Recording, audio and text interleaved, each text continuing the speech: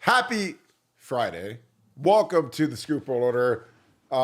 And happy Scoop Meetup Eve. Tomorrow is a huge day for us. 10:30, they're opening up early at Twin Peaks. 10:30 to 2, Twin Peaks, Polaris Parkway Drive, right next to Polaris Mont in Columbus, Ohio.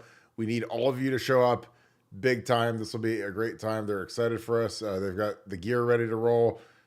Wear the gear, get a free beer. It'll be a humongous meetup for Buckeye Scoop. Again, a lot of you guys have RSVP'd, so everybody roll up. It'll be an absolute blast. And again, love you guys. Appreciate you guys. Me and Kim will be there, just doing our thing, having a great time, meeting a bunch of you guys. So again, I appreciate you guys so very much for coming out and patronizing one of our really good sponsors. They've been growing in a tremendous way to support us, and they love what we do. And the ownership group is great. So we're looking forward to seeing all of you guys.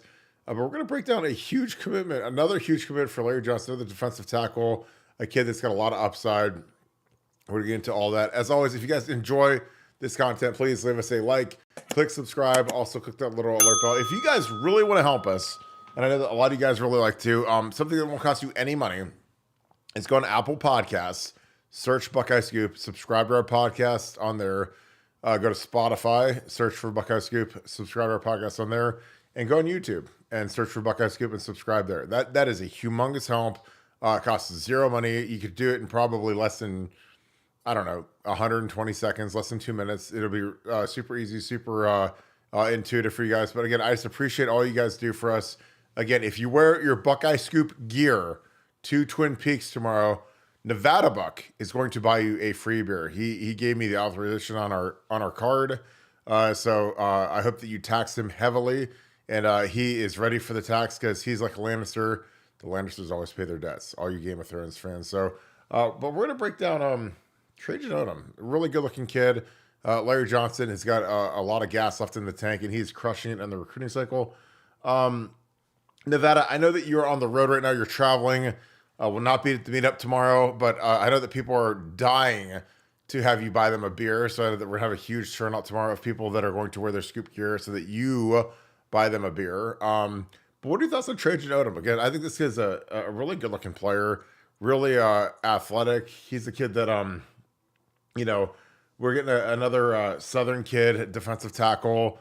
We got a couple other guys, obviously Autry, Jakeem Stewart are two guys that were just like, those are grand slam home runs if we get either of those guys. You're pulling a kid from Bama, pulling a D tackle from Bama, and pulling a D tackle from Louisiana it's not something you're going to bet a lot of money on just because of history over the last 20, 30 years. But Ohio State, in your terms, has a chip in a chair, and I think that they're aggressively pursuing those kids. But again, getting a really good defensive tackle out of Louisiana when LSU is really good and they've got a big NIL program, like that's going to be tough. So taking a kid like Trajan, it makes a lot of sense to me. I think he's got a lot of upside. I love his film. But what are your thoughts on him? Yeah, I mean, this is a guy that Larry Johnson really liked, has liked him for a while. It's really, I think Ohio State, as highly ranked as he is, I think Ohio State even has him higher ranked up on their board. This is a guy they were really excited about getting. I think there was a little bit of drama with his commitment at some point, earlier this year, and I think Ohio State was gripping a little bit that they might not be able to get him into the fold, but able to get him in. They thought they would. They did. Things are proceeding along to plan. And for Ohio State is operating at such a high level right now that I think it's really they've been able to create that urgency that comes from that everybody knows if they don't jump on here pretty soon that they may lose their place, and that's when that is absolute recruiting at the highest level in college football today, because normally the advantage is all with the players. The players can choose when they're going to commit. They can pick and choose what their NIL packages are going to be. They're going to pick and choose. Are they going to wait till signing day? Are they going to wait beyond signing? What are they going to do? What's going to happen? And with Ohio State right now, man, the numbers are getting to the point where there may not be room at the end if you wait too long. And we already saw that kind of with the wide receivers. And I think Larry's kind of put the word of God out there with the defensive linemen, and all of a sudden you start seeing a flurry of commitments coming, and they're not done. So I think there's another one coming on Monday. Maxwell Roy, I think is another one to be Jim of the vote, but just an unbelievable run of recruiting. Things happening exactly the way that they should, when they should, with very few surprises for Ohio State right now. And that's, like I said, for us, that's awesome. But it just really just a tribute to the great job that Larry Johnson, the entire defensive staff, and Ryan Day are doing, because they're lining these kids up and knocking them down. And I've never ever seen anything quite like the recruiting run that they're on right now. Yeah, I mean, when you're pulling D tackles from North Carolina, which is tough, and we pulled Jamal Marcus from North Carolina, and it's a fist fight when a kid's talented and he's got Southern ties. I mean, again, we don't, Ohio State is as great as Ohio State has been from a geographical standpoint. We're at a humongous disadvantage compared to Georgia and Bama and Florida and LSU and Texas, just based on the skill. I mean, you don't how many skill players, how many defensive tackles do you see going from Ohio to Alabama or Georgia or Texas or Florida State or Miami or LSU? None. I mean, I can't think of a single defensive tackle that's gone from the north to the south in the last 25 years that I've really followed, college football. I mean, we've had a couple of guys that are like centers, like Ryan Kelly went from Bama, from Lakota West, because Ohio State didn't offer him. But I'm talking kids that were like, knockdown, drag out, guys that Ohio State wanted as defensive tackles, leaving and going to the South. So I think that he's a really nice fit. He's a really explosive player. He's got a lot of upside. I think, LJ just won a fist fight versus SC in Oregon. He's got a little bit of West Coast ties to him from the West Coast. Obviously lives in North Carolina now, but this is a good win for the Bucks to head into the weekend. I know that they're nervous about defensive tackle because obviously Ty Lake's gone after this year. Ty Hamilton's gone after this year. They're trying to replenish. I think that they could take as few as two, as many as four, in some sort of a god tier scenario where you could get, Jakeem Stewart, who's the best player in the country if he reclassifies to 2025, and also, the D tackle, Autry from Alabama. That would be a dream scenario to get four, just because this will be a room that'll be, it'll be fairly decimated. You lose Ty Lake, you lose Ty, and then you lose, if any kids transfer out. I mean, you're pretty thin at the end.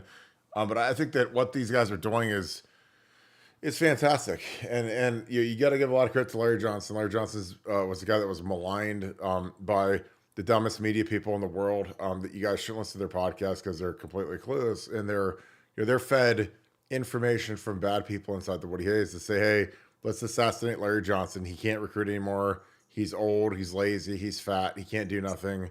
So let's get rid of him and hire some GA to take his spot. And I'm like, well, LJ's making $1.2 million a year right now as a D-line coach, that's got to be the highest paid D-line coach by far in the country.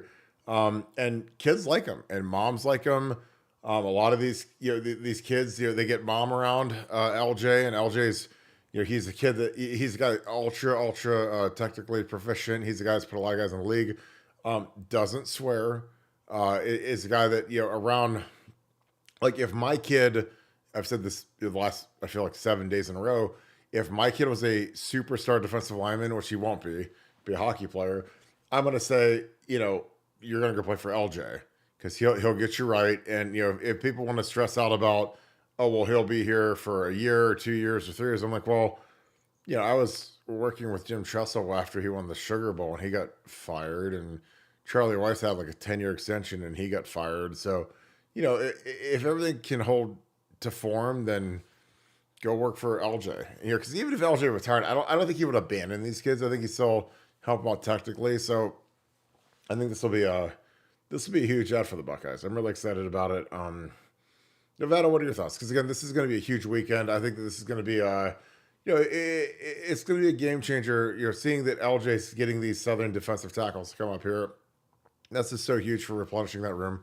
What are your thoughts? Well, I think one of the guys that doesn't get a lot of credit and has been kind of operating a little bit on the radar on this thing is Leigh Allen Clark, and he's a guy that when you talk to the parents, when you talk to the people closest to some of these big defensive linemen, they all mention him, and that I found that kind of interesting because I think he's starting to help out in terms of that role. And as you said, Larry's such an iconic figure. He's got the pedigree. He's coached all the guys. There's his own son, a great, terrific, NFL and college player, and but Ohio State recruiting right now has definitely been a team effort, and you're even you've got Coach Lachlan who's out there on the offensive side, who's kind of that big, younger fatherly figure type of thing. Well, Leon Clark's kind of helping out in that role as well with Larry, so it's kind of nice. You've got a kind of a younger guy, you've got kind of an older guy, you've got guys that with a larger track record, you've got guys that have are kind of established their own track record. But for Ohio State, they're selling this idea of family and excellence, and it's really resonating with a lot of people, because I think for a lot of people right now, the NIL stuff, it's funny because NIL, it matters until it doesn't matter. Like, it matters until everybody's NIL is about the same, and then it doesn't matter, because then you got to take that off the table as an issue. You're like, hey, you're going to get the same amount of money basically from everybody. You might get a couple $100,000 more here, a couple $100,000 less, or whatever it is, but it's really about what you can get down the road, what you can get in terms of that first NFL contract, that second NFL contract, that third NFL contract, and that trying to create that generational wealth. And Ohio State's is just, they've done a terrific job with these kids in terms of being able to sell it to them. But I wanted to point out that Clark's part of this as well. And I never really heard anybody kind of tag teaming with Larry on these recruits before, but they're all mentioning him, and that's worthy of note. I love having that kind of bench strength, especially as you're kind of starting to expand, on-field coaching opportunities and potentially expand recruiting opportunities for this thing. I think Leon Clark's a guy that we're gonna be hearing a lot from in the future, and it has been a real asset to what Ohio State's doing here in 2024. Well, I mean, that is the biggest benefit when you talk about this expansion of the coaching capabilities, where all of a sudden you have infinite coaches. So when you have a guy like Leon Clark, who he's a young coach, he's good, but he's not that good, because if he was that good, some major program would hire him to run his own D-line room. So he's still playing second fiddle to LJ. But the thing that you can do to add a lot of value when you're a young guy, especially when you're a young guy who's from the boot, I mean, he's from Baton Rouge, is that you can go after a lot of these big time kids that are from the South, because you probably have some sort of relationship. You might know some coaches down there. You might have played at an all-star game. You might have played college football, wherever. So he's been a guy, Jakeem Stewart has been almost over the top with his praise of Leon Clark. And again, I don't know Leon Clark at all, but like, when the best player in the country is singing your praises because you're from Louisiana, and so you hit it off, and you guys probably eat etouffee and gumbo and crawdads and crawfish and whatever else you guys eat, and and whatever it takes. Again, like, I'm not making light of that, but if it's like whatever stupid thing is from your region, if that's something that hits it off with the number one player in the country, like if I'm Urban Meyer or if I'm Ryan Dem, like, okay, let's take note of that. This guy, he leveraged his knowledge of everything, and if we get Jakeem Stewart and he's like at his his hat ceremony, he says, I love Coach Johnson, but Leon Clark was awesome, and he's from Louisiana, and it felt like home, and he felt like like a kindred spirit and a brother and a guy that was going to mentor me and raise me, and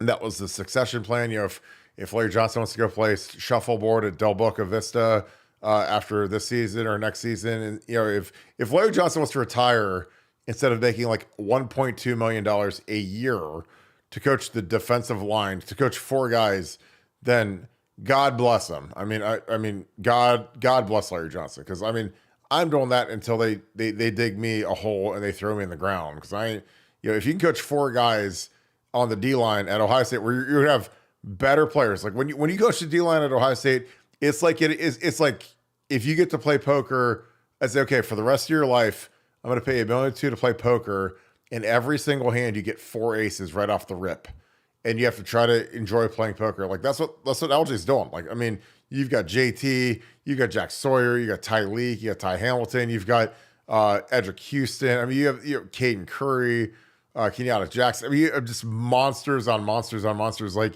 that's what he's living right now. So if I'm LJ, like, I'm not really dying to go play bingo or go to go to the old folks home and and be playing card games that Junior Soprano's organizing, and he's like got like little buttons, and he's trying to sell you like real cokes, and one coke is $5 and a Nutty Buddy is $5. So like I think LJ's gonna be here for a while. I know everyone wants to put him in the ground, but I'm like, dude, he's 72, but he's making he's got to be the highest paid coach in college football for the D line, 1.2 million. And kids love him because his pedigree and what the guys that have been trained by him in the league that have made a fortune, aka Joey Bosa, Nick Bosa, Tom Bahali came back and worked out at Ohio State when he was still in the league, and now that he's retired, Jimmy Kennedy was a first round pick, really really good player in the league. Chase Young, obviously, Draymond Jones, Davon Hamilton. I mean, people don't realize like Draymond Jones got a humongous deal from the Seattle Seahawks. Like Davon Hamilton, humongous extension to stay with the Jaguars. I'm talking 50 million plus. So if I'm just Keem Stewart, obviously who's the guy who potentially could be the first pick in the draft one day, like even if you shoot for the stars and land among the moon, which would be like a Davon Hamilton or Draymond Jones deal instead of the number one overall pick deal, like you're still getting like 50 million bucks if you just follow the script that LJ lays out. And again, I said this to you earlier in Nevada. I went to camp at Penn State when I was a young, slow defensive lineman. I was not in his stratosphere. And at Penn State football camp in 2000, I literally you play tight end half the day, and you went both ways basically. You picked one thing on defense, one thing on offense. And LJ was so good technically. I was like, this guy's being now. I wasn't the right makeup. You can say whatever you want about that to play D line at Penn State, but I loved learning about his stuff. I thought his energy was incredible. He was a guy I would have died to play for, but I wasn't a D lineman. So I mean, again, I get that. That's no slight on Larry. It's just reality. But when I went to Ohio State, like, and I played against his guys always played hard, always excellent with their hands, always tough as nails. And I respected that because, again, not every program's like that. Like Michigan wasn't always like that. Wisconsin wasn't always like that. But Penn State, every time they showed up, their D lineman brought the wood. And I played Tamba, who was a first rounder. Maurice Evans was a top 5-star, top 10 guy in the nation. And so I respect what LJ does. And I think that, when these kids are trying to figure out where do they want to go, where do they want to have their best chance to develop into being a high impact, high round draft pick, Larry Johnson's the guy, bar none. Nevada, any thoughts on that? And we can dig into some super chats. Yeah, no, it's really just kind of remarkable the way that Larry's kind of re-energized himself, kind of almost redefined himself, and just I I would say, reports of his demise, 2, 3, 4 years ago, because it's been around that long. I mean, we've been on kind of Larry Johnson watch, for a number of years. But I think I'd say a couple of years ago, I would say that he was getting ready to do it. And I think that having Jim Knowles and the kind of defense that they're running and how they've kind of evolved the defense, having this great defensive scheme that he's operating in right now, I think that's helping him as well, because I think Larry is as long Larry's been around a long time, been doing it, and you say you can't teach an old dog new tricks, but I think he's learning about the defense. I think he's continued to evolve, and he'll be the first one to tell you that he's kind of come in with Knowles, and him and Jim obviously come from different kind of perspectives regarding defensive football play, but they've kind of come to this meeting in the minds about what the best ways to do it. And I think they've both kind of evolved as they've gone, and I think that's one of the underreported stories has been kind of how close those guys have gotten. And as I think when Jim first got here, I'm not sure if it was a great mix, but now it's terrific. And I think they understand each other. They understand what they want out of each other. And as a result, Larry can kind of give it. He can kind of coach it. He can kind of tell those guys up front exactly what the expectations are of them. And I think he really is enjoying operating the system with Jim Knowles, kind of as the captain.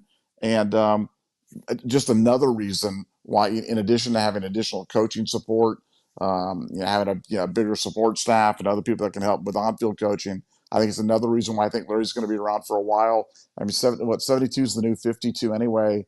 And Larry's got a lot of gas in the tank, and boy, he's leaving nothing in the barn in this recruiting cycle. Because like I said, We got Odom today. We're like, as we've been telling you last year, like, hey, this is when it's going to happen.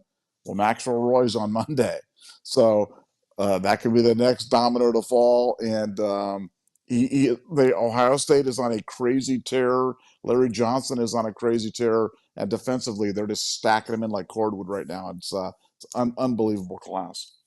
Yeah, and I think that's a great point. But I think with LJ, when 20 years ago when he was mid 50s, and I'm sure people will say no, he's gonna be leaving, retiring, whatever. Like, I mean, he was probably making 300 grand, 250, which is a ton of money, 250, 300.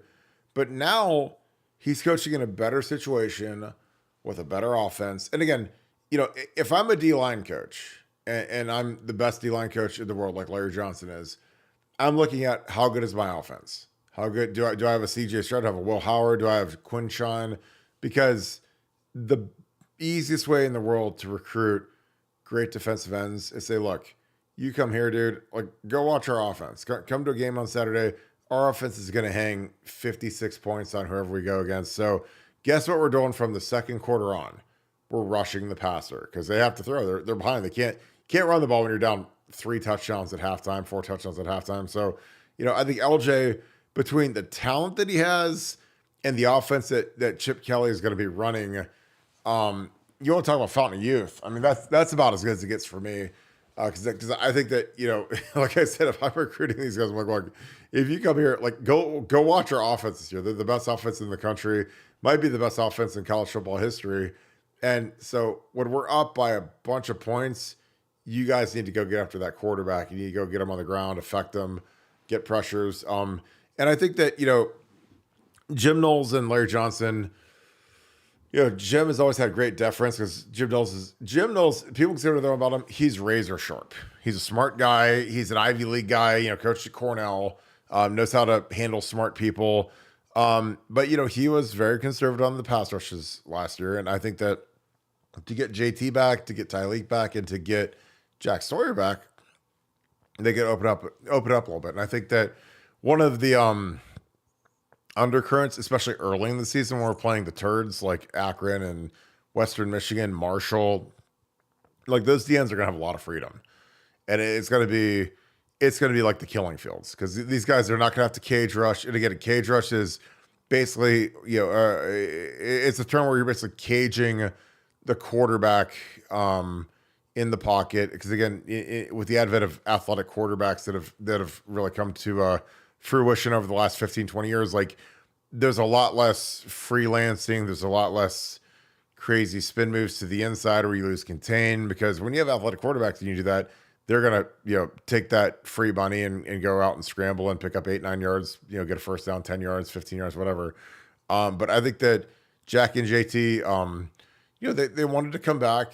They love the program. They've obviously got nice NIL deals to come back, but they want to be able to, potentially make All-American. You can't make All-American with 5 sacks.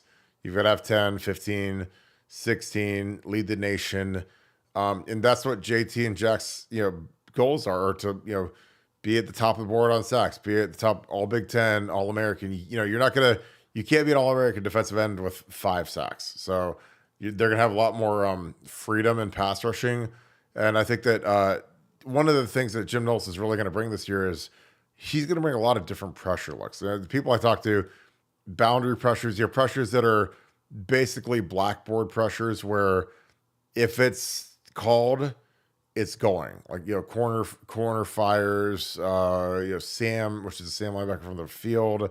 No matter what formation they're in, it's coming. So I think that's another level of aggression that Jim Knowles is going to have. But that affects the D-line. I think it makes the D-line a lot better. Nevada, any thoughts before we dig into some super chats? Yeah, well, I don't think people realize that enough. I mean, defensive players want to be on the field. So, like, defensive linemen want to be on the field when they're ahead because they can get sacks. Defensive backs want other teams throwing against you because they want to get picks. And I think that's what people understand that about defense. But the whole trussel ball thing where you keep the ball control and you run it for 10 minutes and they don't get out there, and then when they do, they play good defense. But defensive players want those stats. And I think for Ohio State right now, I mean, you're running a run and gun offense that's going to put points up by the bushel. It's going to be better than everybody you're playing. You're going to be playing with a lead most every single game, and there's nobody that's better than for defensive players, because defensive players know that their path to fame and riches and fortune and everything else is stats, and you can't put up stats if you're behind the thing. You can't put up stats, in games where you're not out there on the field. And I think for Ohio State's doing a good job of selling kind of this marriage of offense and defense. And I think again, another reason why they're feasting so well in the cycle defensively. I mean, they're getting all the defensive players know that they're going to get a chance to be out there in the field, when it matters, because Ohio State's so good offensively. And I think Larry Johnson does an excellent job of selling this. Jim Knowles does an excellent job of selling this. And I don't think people really pay enough attention to that. But I've heard that from more than a few of those guys. They like the idea that they can be challenged in practice, and in the games they're going to get a chance to get numbers, and that's something. I totally agree. All right, we got some super chats. Let's dive into these. Cordero Jackson, thank you for the 10-day. Have a chance to go 3-0 versus the Cheaters up north. If he does that clear the last 3 years?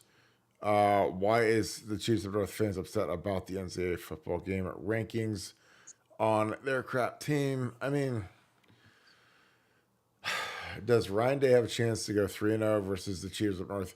I mean, I think that you're talking about this year if we beat them in the regular season, the championship game, and then the playoffs. But I don't think it's going to happen, because I think we're see Oregon again. I think Oregon's by far. I think Ohio State and Oregon are clearly the two best teams in the conference. So, and I could eat crow on that. You guys can play that back for me. But if you put a gun to my head and say, Kirk, if you had to pick who's going to be the Big Ten champion, Ohio State, then Oregon, period. So I don't think Michigan has a shot. Does that clear the last 3 years? I think it does. I mean, Michigan cheated. They're going to get smoked by the NCAA. So it'll naturally get cleared when they went from being atrocious to really good magically, because they knew what was coming. I think it kind of changes everything. And in terms of being upset about the video game rankings, well, Ohio State has a little bit of a beef, because I think they're like the 5th or 6th offense in the game, and there's no way they're the 6th best offense in the game. I mean, they're the number 1 defense, but there's no way they're lower than 2 at the most. And I don't even know who'd be 1. Maybe, I mean, they put George at 1. So I don't know, but Michigan lost a lot of players. I mean, that's the thing. Is like people, this isn't Madden. These kids aren't robots. They're replacing 5 starting offensive linemen, replacing a first-round quarterback, Blake Corum. So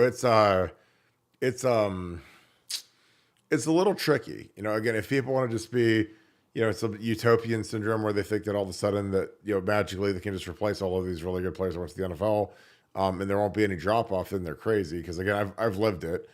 So yeah, I don't think they should be upset. I think that, the team up north isn't, you can't get, you don't get extra credit for winning a national title last year. It's not like you get like an extra boost coming into this year. Like, this is a whole new team, and they lost a ton of talent. But I'd love your thoughts on Nevada. Cordell Jackson, again, thank you for the 10. He says, Ryan Day has a chance to go 3-0 versus the Cheaters up north this year, which again, I assume that means this year, and that means regular season playoffs, regular season Big Ten title playoffs.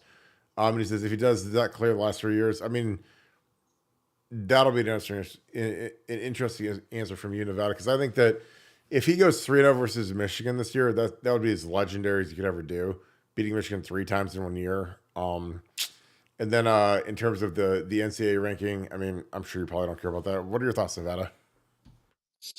Well, I don't think it's possible to beat those guys 3 times, because that would mean that you beat them in the regular season, that you beat them in the Big Ten championship game, and that they still qualified for the tournament. And I don't think it's happening. But I think some interesting things, Michigan. I think Michigan will have at least the games in 21 and 22 vacated. Now, I'm not sure if that alleviates Ryan Day of the losses. I think a lot of times in that you keep the losses, but they lose the win or something like that. But that'll be interesting to see how that works. But I just don't think Michigan's going to. If you look at even the betting odds right now, the betting odds started on Michigan at 9.5. We bet the heck out of it. I told you guys about the heck out of it. It's now down to 9, with a heavyweight, down to 8.5. So I think that's for wins in the regular season. I think Michigan's really going to struggle this year. I think that every year there's a team that underachieves relative to expectations. There's teams that overachieve relative to expectations. I really believe that they're gonna underachieve, and I think I mean, from my standpoint, it just makes sense because so many losses, so much staff turnover, so many key personnel gone, tough schedule.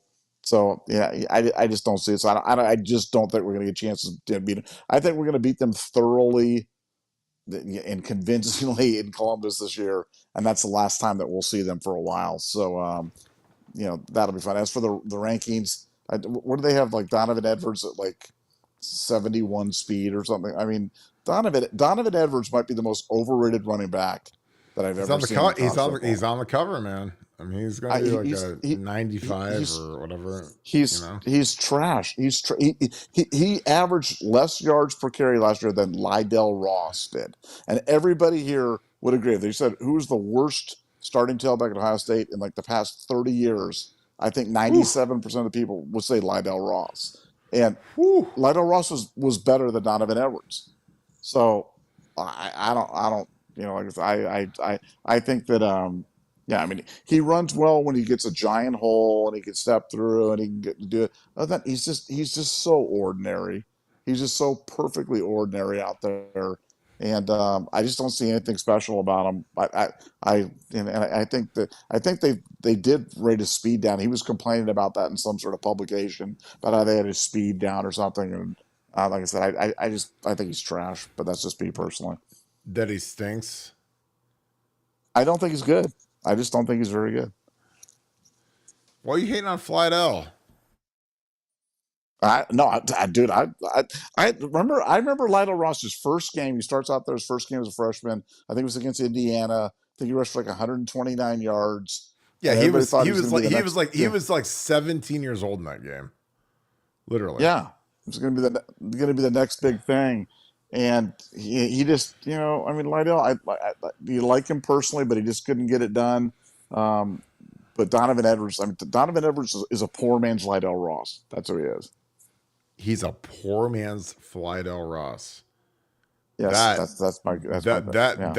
that is a statement right there. I That's my mean, a take. poor man's Flydell Ross. That's amazing. The Blue Jays took Caden Lindstrom. That's a good pick for them. Sorry, the NHL draft's going on, so your boys gotta tune into that a little bit. Yeah, I played with Flydell. I mean, I don't want to get all into it. But I mean, he was really soft, and then he got busted for going to pure platinum with like fake platinum dollars, which I didn't know. I wasn't a pure platinum guy when I was playing, but he went to the strip club and got like fake money and got arrested for handing out fake money. So that was like as a captain, I've seen bad captaincy, and that was that might have been the pace setter when he had to apologize in front of the team for using monopoly money in the strip club. I was like, yeah, that's why I stay home at night and play Halo 2. Back in the glory days of Xbox. So, but yeah, I don't know. Like I'm a big running back guy. I think that your life can be much easier, much better if you have a great running back, and that's why I'm so excited about this year. People were asking me about this year earlier today when I was out and about, and I was like, we're never gonna have an opportunity to have two first round running backs again. I mean, two guys that are literally making preseason All American lists at the same time. You know how hard it is for two running backs on the same team to be named first team All American by the same publication? I mean, don't you think that the editor's gonna be like, well, don't you think one's gonna get carries the other? It's like, no, they're that good between Trey and Quinshon Judkins. And when I went from wide out, and again, Antonio Pittman should have started as a freshman. Antonio Pittman was by far our best running back that year because like when we had Flat Out and Mohall, we had two of the softest running backs in not just in the history of Ohio State, in the history of football. I mean, they were just terrible. But again, I'm just a realist because we went from Maurice Claret, who was a dog monster, to we had the same offensive line, same quarterback, same everything, and we had Flydell and Mohall, and it was like we were stuck in neutral for the entire season. So running backs mean a ton to me. Patriot, thank you for the 20. Appreciate you, my friend. For the troops, what's up with Trey McNutt? Doesn't look too hot there, I don't think. Kirk, I'm up here in Youngstown. We need to keep the Northeast Ohio's in state, Nevada OH. IO. Well, Patriot, I hope you join us for the David Pinteric golf outing. Make sure you're a member of BuckeyeScoop.com. It is free for all members of BuckeyeScoop.com. We just ask for a donation to pay it forward, but David Pinteric, in a very generous fashion, pays for the green fees, and he has a little spread of food for us afterwards, so it's a blast. It's honestly the best day of the year, and I think this year will be the biggest one that we've ever had by a country mile. But yeah, I love Youngstown. I love Canfield. I love Poland. I love all of the suburbs of Youngstown. And again, it's not because I love Jim Tressel and he's the best. So I'll be up there in a month. I hope to see you. We'll go to Station Square, MVR, and we'll have a high all time. So again, I appreciate you guys so very much. They're going to make it up there. I don't think Trey McNutt is trending very well, which is disappointing. With Richard McNutt being obviously a very, very great Ohio State Buckeye, one of my favorite Buckeyes, but the Sun looking like Oregon at this point. But do we have time to change it? Sure, but that would be stunning to me if we lost a 5-star kid whose dad played here. But there is precedence where we've bungled Antoine Winfield Jr., Luke Lachey, a bunch of kids that should have been players here that didn't end up here. But what are your thoughts, Nevada? Again, Patriot, thanks for the 20. He says, for the troops, and again, we appreciate our troops and our service people, especially our police officers, like heading into the weekend. I know it's a very tough time. It's a tough cover, especially around Franklin County. What's up with Trey McNutt, Nevada? And he says, Kirk, I'm up here in Youngstown. We need to keep the Northeast Ohio kids in state. I totally agree. What are your thoughts on Trey McNutt, Nevada? Well, it's a weird recruitment, and look, I've been doing this a long time, and I like to give credit where credit's due, and when it's not, you can call it out. And I think in a situation like the Antoine Winfield thing, I think that was a miss. I think the Lachey thing, they gave him an honest tryout, and they went another way with a guy that actually was better. And this is one where Ohio State's not dropping the ball. Ohio State's recruiting the heck out of this kid. I'm just not sure if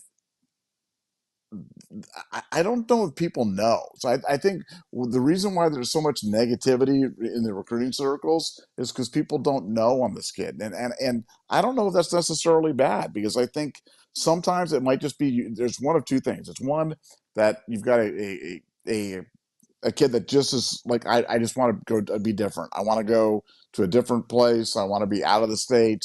I'm not going to follow my father's footsteps.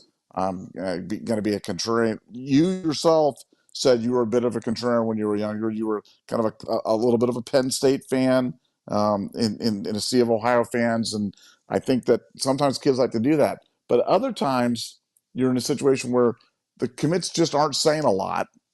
And we had this last year where people were freaking out about some in-state kids, and I hear they're going to Michigan, this, and then this panic kind of builds in on top of it, and it was just because they didn't know what the guy's intentions were. He wasn't wearing his Ohio Stateness on his sleeve, and so I'm just not sure. I'm digging a little bit more on McNutt, because I'm not sure if we're as far out of it as people think that we are, because I don't know. I just have a feeling it's not. This is not information. This is just a feeling from having done this for so many long.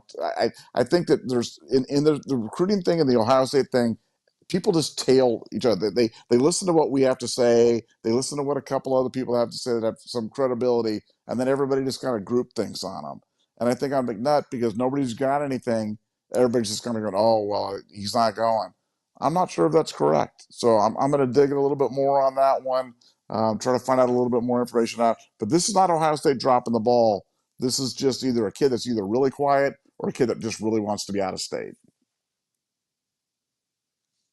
Yeah, I mean, I think that some kids, and again, like I know people that weren't smart said Oregon would never be a monster in the NIL. There's no way Phil Knight would ever give to the NIL. And then Phil Knight formed his own collective and built Division Street, which is the biggest collective in the entire country. And so who knows? I mean, a lot of these kids that we're turning down end up being, in the bag for Oregon or pretty close. So, but it'd be disappointing to miss on this kid, just given how, how much we've put into it. And his dad is like one of the greatest people ever. Career ended early because of an ankle injury. But the McNutt, if you guys want something funny to Google while you're watching this podcast, like Google McNutt for Heisman, because it was so funny that I remember that they were literally printing T-shirts and selling them kind of on the curb outside of Tommy's Pizza, RIP Tommy's Pizza on Lane Avenue. And they got a cease and desist from the Downtown Athletic Club because they put Richard McNutt's face on the Heisman Trophy, and they were like, ironing them onto little white T-shirts and selling them for $25 or whatever. So I loved it. I remember I was getting recruited as a junior, and I saw that, and it was fantastic, and it was cool because like I said, it was anytime if your kid can play at Ohio State, I think it's every Ohio State player's dream that the kid could play there too, and alma mater and all that 9 yards. But it'll be interesting to see if they can close this thing out. Zeke, thank you for the 5. Y'all heard the rumors about Chris Henry Jr. going to the 2025 class. Riley Pettijohn and Max Roy, book coming, and Bruce soon. See you at the top, Nevada OH. IO.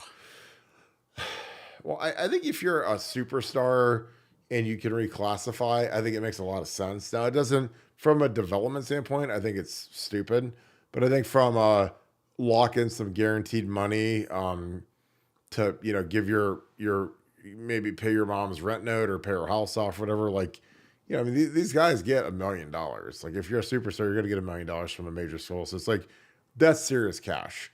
You get $1 million, you pay off mom's rent note, she can pay for groceries. Again, every kid's got different financial circumstances. So, when a lot of these kids all of a sudden want to reclassify, I'm like, well, it's because, if you're Chris Henry Jr., who has got huge upside, JJ Smith type upside, and you're running a route and your ACL blows out like a flat tire, then, do you still get the same deal if you're out for the rest of the year? Or, because again, there's nothing in football that says, well, we're going to honor you at this level or that level or whatever. And that's why, when kids used to go pro early as juniors, I'd say, look, that's fine. I'm good with it. Like, I mean, there's nothing worse than when a guy, I had a guy that I played with who's a complete moron who came back for his 4th year in 2005, and he was a cancer, and I wish he would have left and just gone because he kept complaining that he would have been a 2nd round pick. And I'm like, dude, like we won't miss you. We've got plenty of good players that could take your spot.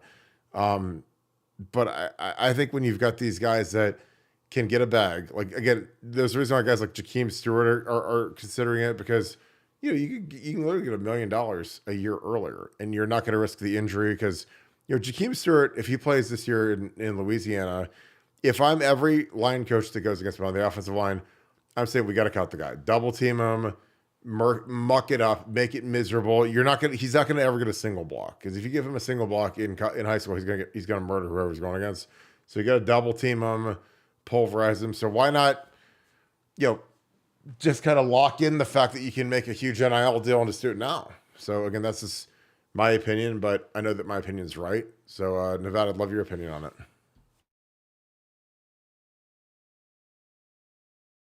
And Nevada faded, so we're still here. But I think that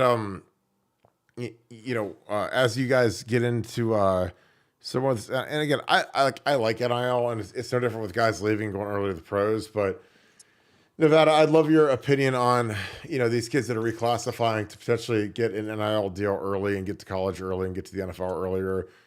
Beneficial, not beneficial? What's your thought on that? Yeah, just I've never seen it work out.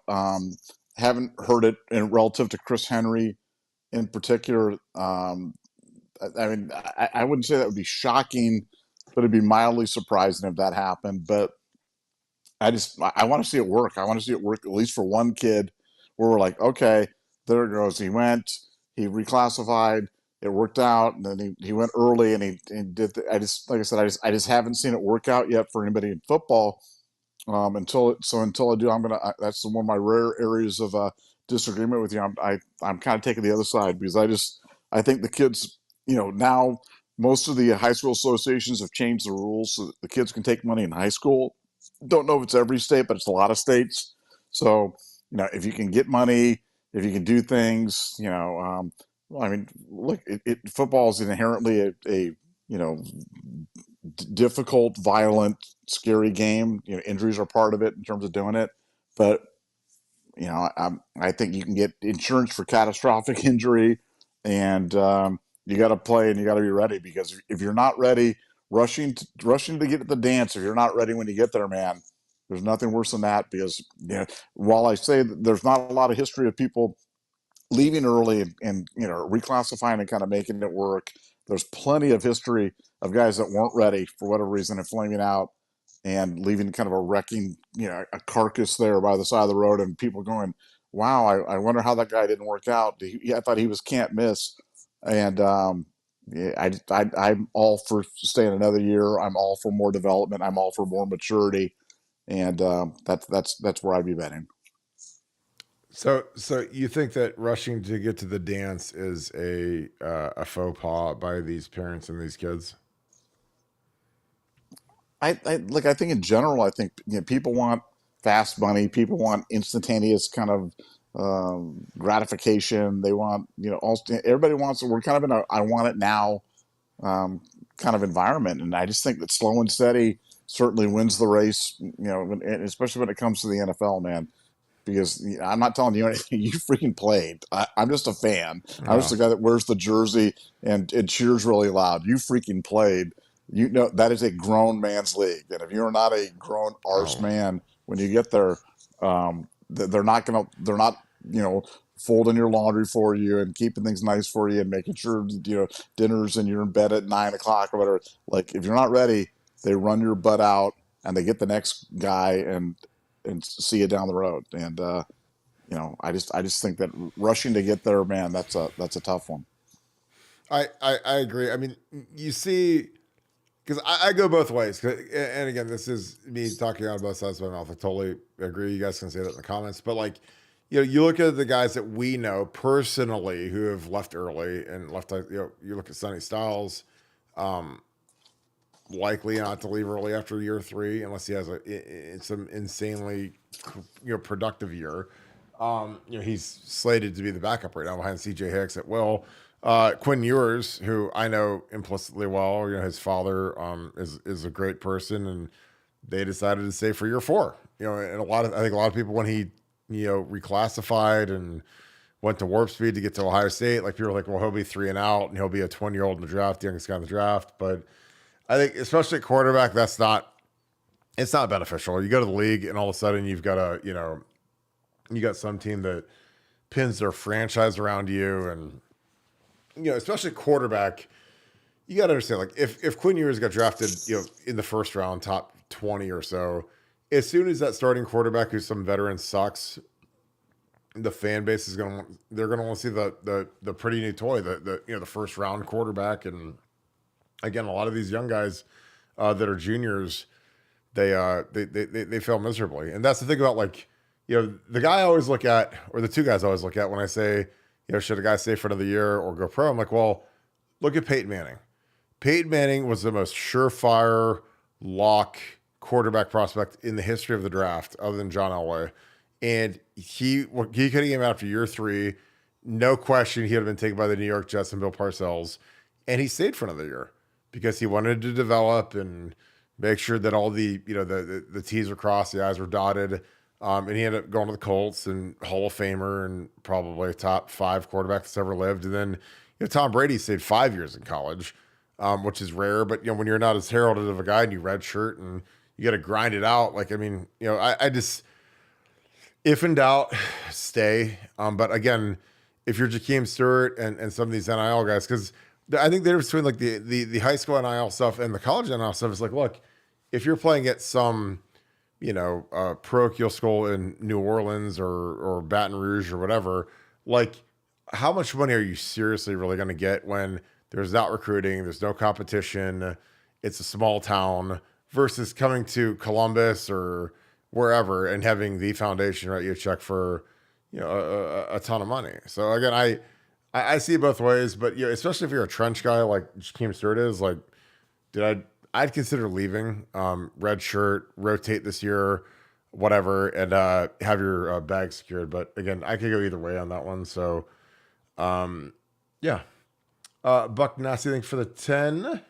Who are we looking at now that Davison is out for the troops? I appreciate you, brother. Thank you for doing that. Paid Forward is rocking, and we appreciate you guys. Honestly, Nevada, I don't feel like we're looking at anybody. But again, I could go either way on this one. But do you think that we're still in the market for a third running back in this class? I think they are in the market for a third running back, but I don't think they're going to reach. There were some names, and I'd have to go back and look. Funky Buck had a bunch of names of guys that he thought that they were looking at, guys that had Ohio State at least reach out, and there was some sort of preliminary interest. But they're pretty happy with the two that they have. But it's always been about being a three-back class. I think with Davison, though, it was just one of those situations where he came in. He had a some demands, wants, needs, whatever it was, that just really weren't consistent with what they wanted to do. They weren't all that enamored, in terms of doing that. They would have been happy to take him, but they weren't all that broken up that he left. And that happens sometimes. And I think he's one of the players in the in the class that I think that there's just a really big divide in terms of an opinion on. And we've talked about this before, but I was just happy to see him as good as I think Oregon's going to be. It was just fun to see Tony Alford and do the typical thing with Michigan where they're, we're excited, we're going to win one from Ohio State. And then what happens? He doesn't go, and he goes to Oregon, and it's fine. I really am totally fine with Jordan Davison going to there. I'm not sure how good he's going to be. I've always thought he was a good back, but man, I've had some people, and I've said this before, so this isn't just like, Nevada State. I said this before on the podcast. I have really smart people that I have a lot of respect for that are like, I just don't get it. I don't see it. I don't get it. I'm not there with you. And so I was kind of in the middle on it, and I'm happy for him. And if he got what he wanted from Oregon and he didn't go to Michigan, God bless him.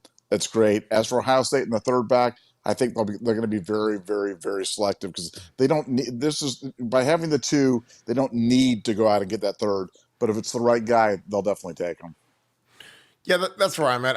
I just think it doesn't make sense to take a third back because one's going to transfer, maybe two are going to transfer. So, when you do that, you kind of eat up a scholarship for kind of no reason because you're going to have to redshirt one, if not two of these kids because you're going to have, James Peoples, you're going to have Williams Dixon, but then you're going to have potentially a transfer portal candidate. So I don't know. People, they get all salty and upset when we don't get some of these depth guys, but I'm like, well, your depth, and I've said this a million times, this will be on a Buckeye Scoop t-shirt. I can promise you, bet you a house that depth is an illusion. So when people, again, we had people that are the dumbest, most moronic, worst human beings in the world tell us 3 years ago, what are we going to do about the 2025 offensive tackle situation? Because we have no tackle depth. What are we ever going to do? How are we ever going to survive? And I'm like, well, let's just see when we get there. And sure as can be, we have a guy who's returning all Big Ten right tackle, and we have a guy who's projected as a top 5 to 10 offensive tackle of the NFL draft in Josh Simmons at left tackle. So magically, it works out okay. So, did I think it was an accident when the rats inside the Woody Hayes were telling certain people that Jordan Davison weighed in, he was fat on his visit? No, that's just what Ohio State does. Like if they don't think they're going to get a kid and whatever, then they're gonna leak that stuff and he was fat and whatever. If we don't get him, thanks but no thanks. We'll survive. Nevada, what are your thoughts on that? 'Cause I always think that's always interesting when it's like they go from hot and heavy to he's fat, he's ugly, we didn't want him, but we gave him steaks and seafood and whatever for his visit, cookie cake. But then he was too fat when he got on the scale and we don't want him no more. What are your thoughts on that? Yeah, I think that's probably the thing that I'm an Ohio State fan, so I love Ohio State. But sometimes when you get a little closer to it, and you see how the bread is baked, how the sausage is made, whatever food analogy you want to use, um, it's ugly, and that's just I find that a very unattractive side of Ohio State, and that is a more recent thing, like the last 10 years, 10, 12 years, where if they don't get a kid, there's always a reason. And it's never because, you know, they didn't do a good enough job. It's always because the kid got bought, the kid was fat, they didn't want the kid, they cooled or whatever it is.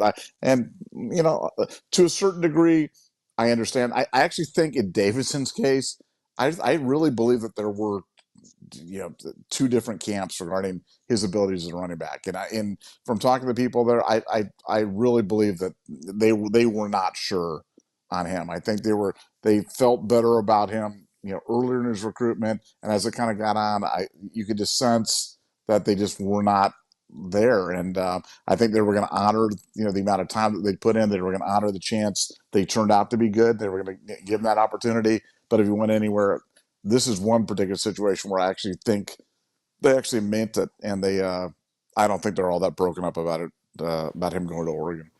Yeah, I don't think they care at all. I think it's good for the Buckeyes. Coconut Dreams 123. Thanks for being an ultra member. Thank you for the 20. It's been on it every single night with the crew. Warm welcome to over Michigan Fist. Here we go. Today, the once was a team from up north who refused to bring evidence forth. This is cool. With Ray-Bans in hand and help from old CMU, old blue, what shall become of you? Nevada, grade that rap verse on a 1 to 10 scale because that was it's pretty good. I'm going to give it like a 9.5 because it has a nice beat and you can dance to it, and Mm-hmm. that was definitely very good. But I I always am in awe of kind of the creativity that we have from the people here at the Buckeye Scoop YouTube family, because you just never know. I would have never dreamed coming into today that we were going to get something like that put out there, but you may have to you print that one off, send it to me so I can kind of read that one over and over again. And yeah, I think 9.5, not 10. I don't think it's the best work that we've had here, but that's definitely better than a 9. That's a strong effort for sure. What's your favorite part? The Ray Bans in hand, like your boy Connor with his Ray Ban Meta glasses that were streaming to Facebook the signals from the Central Michigan game because that's pretty good. Yeah, that definitely showed a little bit that was definitely super clever. And Wizardry right there, yeah, lyricist. yeah, definitely he's definitely the lyrical meister for sure. And that was good. The whole thing was quality. There was Yeah, the beginning was good. The middle, it was quality from beginning to end. it was the Peachy Paterno of lyrics, so it was pretty good. Pretty well known. Oh, Coconut Dreams, 123. Thanks for the 10. There once was a Wolverine named Blue. You guys be nice. Who had goo on the bottom of his shoe. He wiped it off with his hand while victors hailed from the band. 'Twas nothing more than Michigan poo. Nevada OH, and you're muted too. I You're probably I am not. you're probably eating your creamery ice cream cone right now. So I know you're probably muted I'm for not muted. that. Can you can Not hear me? I'm not no, muted. I can hear you now. You're like Brock Lesnar. Okay, Can you hear yeah. me now? You're good. You can hear me now. No, that's some good quality stuff. Somebody's been drinking here on a Friday night. I can tell. So he's probably having a few pops, and that's good quality effort, no doubt about it. I think I mean seriously, I think that's strong. I mean, I don't know if he drew that on a napkin or what he did, but that's twas nothing more than Michigan poo. I mean, Michigan. rhyming that was shoe. I mean, Yeah, that's lyricist. If I ever saw it. you go shoe and poo, man. That's like that's kind of the low stuff right there. Though we can do better than that, but shoe poo is good. I like it. Oh, I thought it was really good. I mean that's like I mean Taylor Swift's like discography right there. You know, she'll probably steal that and put it on her thing. Well, Nevada, uh, I know that you've got a busy night ahead of you. Let's wrap this thing up. We've been in for an hour. What are your thoughts? Again, the recruiting's been outstanding, obviously, and I think that there's a lot of positive momentum with what's going on. But what are your thoughts? And let's wrap the show up.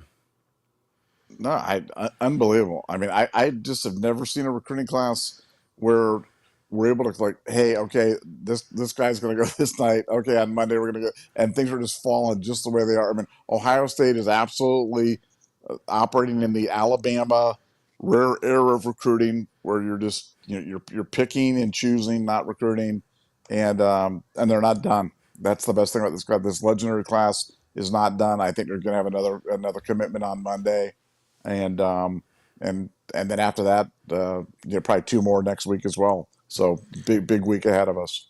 So my last little question to you, and before I let you go, is what if you're Ryan Day and you've got Lee Allen Clark and you've got Grant Duhart and these guys, these young guys that are recruiting aces, like what do you do to compensate them, reward them?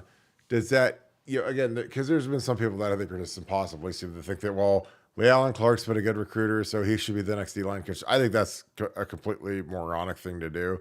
If LJ retires, I think you have to go out and get the best D-line coach in the country. The guy's actually coached it. Because Ohio State isn't the place to learn on the job how to coach a D-line and game plan a D-line. But I'd love your thoughts on that. How would you, compensate a young coach if he helps, be a major role in landing a big-time kid? Because that's something that I think these guys have a little bit more juice on than in the past, just because now they can actually coach on the field. They can potentially go on the road if they get assigned to go on the road. But what are your thoughts on that? Well, I mean, I think for Ohio State, I mean, Ohio State. Look, everybody's in coaching; they're in it for advancement, they're in it for recognition, and they're in it for money. And for Ohio State, while necessarily, for all the reasons that you said, you may not necessarily, want to anoint somebody and put them onto the, into the big chair. You can certainly recognize them, which helps them get to the big chair somewhere else, and you can certainly give them money. And I think that's why Ohio State's such an attractive job, because all eyes are on Ohio State. Everybody wants to get coaches from Ohio State, and there's nothing better, as you know, than to be a coach at Ohio State, to be able to put that on your resume, because that is a good housekeeping seal of approval where you've got a chance to kind of go from there to another job. And so I think they'll just continue. You watch, when they come in there, Ryan Day's going to recognize a lot of these younger guys in terms of these recruiting efforts when he can finally sign, when he can finally comment on this stuff, and he'll start handing out money. These younger guys aren't going to be, if the days of Burt Carton making $14,000 a year or whatever it is are over. Now like everybody's going to be getting decent to big money, and and they're certainly going to be getting recognition, and they're certainly going to be advanced to bigger jobs, because that's where they want to go. It is funny because when I talk to James, and like I love James, like he's like my little brother, and it's like I was like, what do they pay you to be a GA? He's like $200,000. I was like, I got 17 grand in a year. In a year. And I was like, and they made me pay for $1,000 parking pass. So I was like, so life is a little bit different now under Urban Meyer and Ryan Day. Cause like under the old Jim Tressel days, man, it was like, well, you could come be a GA, but if you don't want to do it, there's 65,000 other people that want to do it. So we can, like, when I was there, and again, this will sound crying, whatever, but it was legit. Like we were the lowest paid GAs in the entire Big Ten. And I used to laugh because like I'd been in the NFL for 3 years, so like I didn't care. Like I had money. I didn't really do it for money. Got my MBA done, so they gave me a $150,000 degree for free. But I'm just telling you, it was hilarious. And James was like, oh yeah, I'm making 200 grand this year as a GA and getting my degree done. But like, James didn't do an MBA because that was me doing that was ballsy and aggressive, because it was like a psychopath amount of work that I had to do to get an MBA done while I was coaching for Urban Meyer in the first year. Again, like a lot of these guys, these coaches that are douchebags, they showed up after Urban had been there for 6-7 years, and Ryan, like the train was already on the tracks. The wilderness had been cleared out. It'd be like, showing up to, Plymouth Rock or whatever, and but doing it 50 years after the Pilgrims showed up. Like that's what it was like. I mean, when we first were rolling with Urban, man, every day was Psychopath City, and then these guys showed up, 10 years later and they're just like, oh, this is really easy. This is great. This is fun. I'm like, well, yeah, because it wasn't changing the culture and craziness. But again, I loved it. I wouldn't change it for anything. It was great. Nevada, any final thoughts? And we'll wrap the show up. No, just like I said, it's just fun watching Ohio State recruit like this. Big fish kind of coming. When is David Sanders going to jump in the boat? Where are we at with DK Moore? But this has been the most fun offseason I can ever remember, with the players returning, transfer portal wins, huge recruiting wins, and then we're less than, I don't know, 60 days away from fall camp. So it's just been an amazing offseason, and I can't wait to see the 2024 Buckeyes. Totally agree with you. That being said, I appreciate you guys. Hope to see you guys. Twin Peaks, 10:30 a.m. They're opening a half hour early. Kim and I will be there. The crew will be there. Can't wait to see you guys. 10:30 to 2. Come through. Have fun. Wear your Scoop gear. I will buy you a beer. It'll be an absolute blast. So we appreciate you guys as always. If you guys enjoy this content, please leave us a like. Click subscribe. Also click that little alert bell. If you guys want to help us in a major way, subscribe to our Apple Podcast station, our Spotify station. Just search Buckeye Scoop. Click subscribe. It's all you need to do. No purchase required. It's literally free. It'll take you 8 seconds to do. And it's a huge ad for what we do, and we appreciate that. Also, subscribe to our YouTube channel. Those 3 things are absolutely massive for us, and we appreciate all that you guys do. Because we bring the content every night, 7 days a week. We love having it with you guys and kicking it with you guys. So thank you guys for being on here each and every night. As always, with that being said, thank you so much, Buckeye Nation, and thank you, Scoop family. We will talk to you guys tomorrow, 10 a.m. Twin Peaks. Be ready to rock. It'll be a blast. Can't wait to see you guys smiling, having a great time. We're excited for you guys to experience it. I think we're having a blast tomorrow. So go Bucks.